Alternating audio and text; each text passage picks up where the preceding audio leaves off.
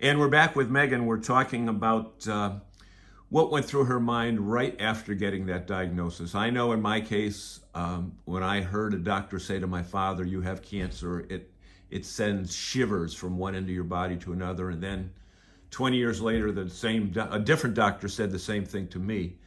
And talk about you went to your mother's house. Did you emotionally break down? What were you doing? You said I you were think processing, but what do you mean I by think that? when I was at my mom's house, I was very stoic. Um, I don't remember crying a lot. I think my focus was on the fact that I have three children at home, and that became my focus. I had literally just had a baby in July. So he was only about 5 months when I got the diagnosis. Um, so I think a lot of my focus was, okay, what do I do? I have this. What do I do? What do I What do? doctors do I see? Like, we were literally starting to look up, what doctors do I see? What's my next steps? And all that was done very stoic, because I think I was just on a path of, okay, it Preservation sucks. for them. It's shitty diagnosis, but like, what do we do? Because I Okay. can't just sit here. Okay. So, did you ever have any why me moments? Why Lord? Why me? I've In got my three office, kids yes. in your office. Okay. In my office, yes. But you never shared it with your I family, did you? I think that was the initial part. No, I would say my shower is where all that is shared. Um, Where people think the most, huh? yeah. Yeah. Yeah. So My what? shower is where the breakdowns happen. I don't like everyone seeing the breakdowns, even though I should, because it's people should know that it's allowable to Cry. feel that way. Yeah. Yeah. Yeah. What would you say to other people that somebody you don't even know, and there'll be thousands, if not hundreds of thousands, of people that get that same phone call that you got. What's the best way they should react, or is there a best way? I don't think there is a best way. The hardest thing I've realized is that there's so many different types of cancer that I think everyone reacts the same way in terms of hearing the word cancer, but everyone can have a different plan, because cancers all are handled differently nowadays. I mean, there's some cancers that are healed very quickly, and there's some cancers that are truly what people still call a death sentence. So I think it's hard to, but I think everyone hears that word cancer, and that's the initial part that That word, everyone hears, that and word everyone, beats the like, it crap just out of you. beats you down that first Yep. Yep. those first few moments. Yep.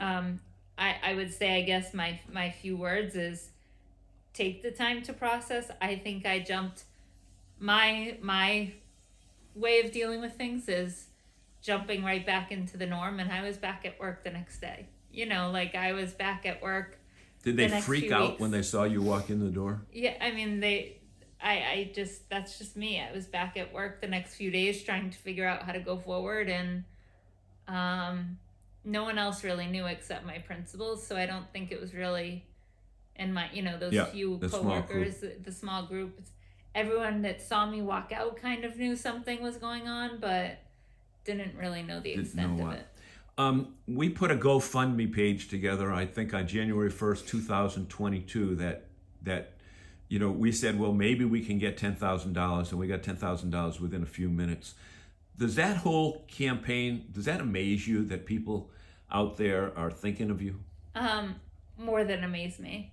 I guess I've always been an optimistic person. I've always chosen to be the Tigger in life, the one who wants to celebrate life and believe there's good in people and be optimistic, and not be the Eeyore that always thinks life sucks, pity me, woe is me. So as much as there was this thing put in place for me, I there were people, I thought it would just be family members, coworkers. There was people, I couldn't even tell you half the people's names on there.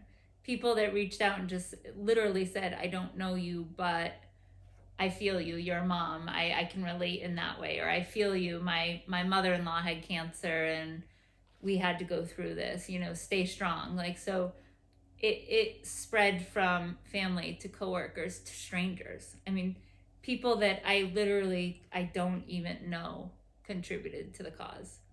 And for one reason or another, whether it was a personal reason of their own, whether they had a connection through, like yourself or my mother or someone else, and they just felt the need to donate because they didn't know what else to do.